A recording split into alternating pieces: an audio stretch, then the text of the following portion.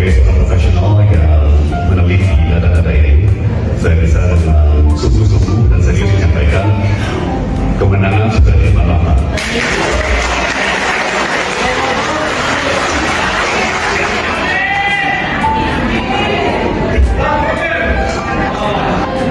Bapak kan dulu, seingat saya kan tim Prabowo juga. Bapak itu adalah tim IT-nya Prabowo 2019. Pertanyaan saya, kenapa dulu Prabowo kalah di 2019 dan seakan-akan tidak bisa ngapa-ngapain? Ya jujur, pada waktu itu Prabowo itu tidak punya saksi, sehingga kemudian tidak berkaca satu. Ya, itu aja sebenarnya masalahnya. Sehingga berdasarkan analisis kajian forensik terhadap server KPU, kami menduga, tadi Adit itu agak sopan, tapi dugaan yang kami lakukan sama tim forensik, ada logaritma sistem yang sudah disetting untuk pemenangan paslon tertentu. Jadi gitu deh. Tom Limbong mengatakan kemenangan Amin sudah di depan mata, sementara tim IT mencurigai server KPU sudah di-setel untuk kemenangan capres tertentu. Assalamualaikum warahmatullahi wabarakatuh. Bertemu kembali dengan Kang Sen di Indonesia Radio. Para sobat, semangat, semangat dan semangat lagi. Wahai pejuang-pejuang perubahan. Ya, para sobat, Tom Limbong, Timnas dari Amin mengatakan bahwa kemenangan Amin sudah di depan mata. Ya, pendukung Amin diharapkan makin semangat, jangan ngelokro gara-gara tepu-tepu quick count dari lembaga survei bayaran capres itu. Sebagai seorang profesional yang meneliti data-data ini, saya bisa dengan sungguh-sungguh dan serius menyampaikan kemenangan sudah di mana.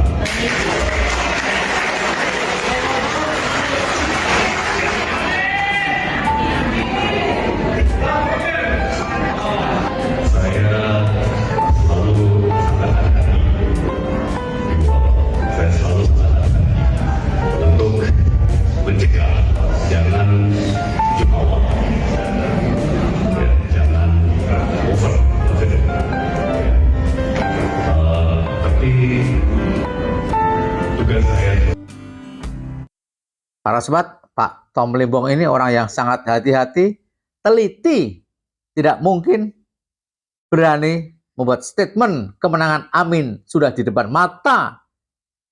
Pastilah beliau punya data-data yang akurat. Pak Agus Maksuna, saya senang ketemu Bapak. Saya ingin tanya sebenarnya, Bapak kan dulu, seingat saya kan tim Prabowo juga.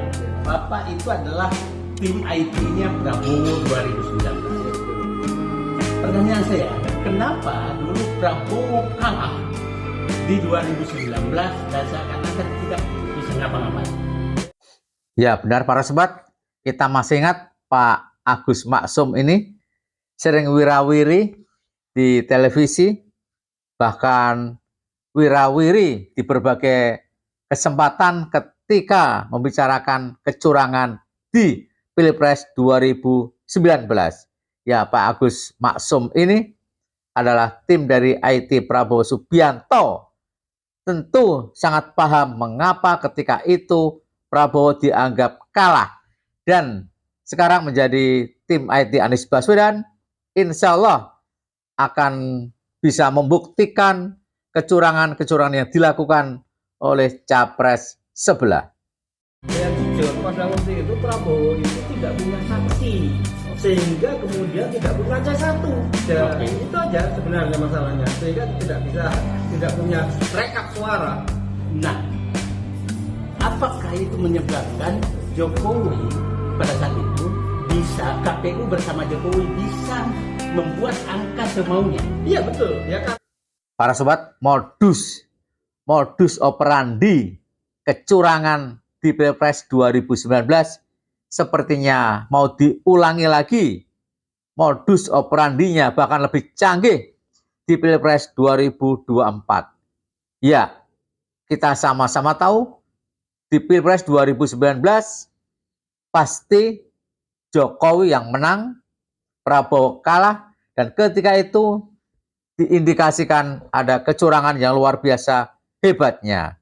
Kembali di 2024, sepertinya Pak Lurah Konoha diduga ikut bermain lagi karena Lurah Konoha mati-matian membela anaknya agar bisa menjadi wakil presiden, mengerahkan berbagai aparat keamanan, aparat PNS, ASN, menteri, dan perangkat-perangkat yang lain, bahkan sampai perangkat desa pun diikut sertakan untuk memenangkan anaknya itu. Dan jangan lupa kecurangan-kecurangan diduga juga dilakukan di server KPU. Di 2024 ini jauh lebih brutal kecurangan yang dilakukan oleh oknum-oknum yang input data atau oknum-oknum yang men-set komputer KPU yang diduga ada algoritma tertentu di mana jika Amin input maka pasangan sebelah ikutan naik, dan diduga di set up server KPU itu pokoknya capres tertentu itu harus di atas 50%. Karena itulah, karena kemudian kita tidak punya angka, maka Kita nggak punya saksi. tidak punya saksi dan kita tidak punya angka seberapa sebenarnya perolehannya, sehingga Jokowi dan KPU itu kemudian dengan seenaknya bisa membuat skenario mulai quick count sampai penyesuaian angka-angka di lapangan. Nah, apakah cara Jokowi mengalahkan Prabowo 2019 sama yang digunakan dengan Prabowo sekarang dengan Gibran untuk mengalahkan lawannya? Saya merasakannya persis sama, mulai dari quick count klaim kemenangannya, lalu kemudian juga pola-pola yang dilakukan dengan seperti sekarang ini, ya gitu. Tetapi saya kira itu nanti akan berakhir karena beda. Sekarang ini beda. Kita itu punya C1. Kalau begitu, kita menyatakan jangan bermimpi mengulangi 2019 untuk 2024. Yes, saya yakin itu akan bisa kita rekap dan kita akan mengumumkan kemenangan karena kita punya kalau sekarang ini. C1 udah punya semua. Yes, oke.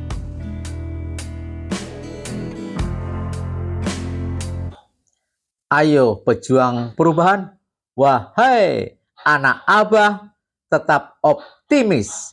Segala rekayasa kecurangan insya Allah bisa dipatahkan oleh tim IT 01.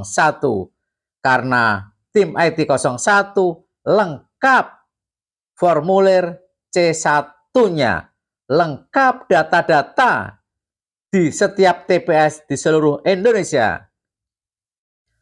Sekali lagi, tetap semangat. Jangan sampai gara-gara quick count dari tukang survei bayaran menjadikan mental pejuang perubahan ngelokro. Jangan, tetap semangat. Insya Allah, amin. Menang di Pilpres 2024 ini. Bagaimana pendapat para sobat? Silahkan tulis di kolom komentar. Wassalamualaikum warahmatullahi wabarakatuh.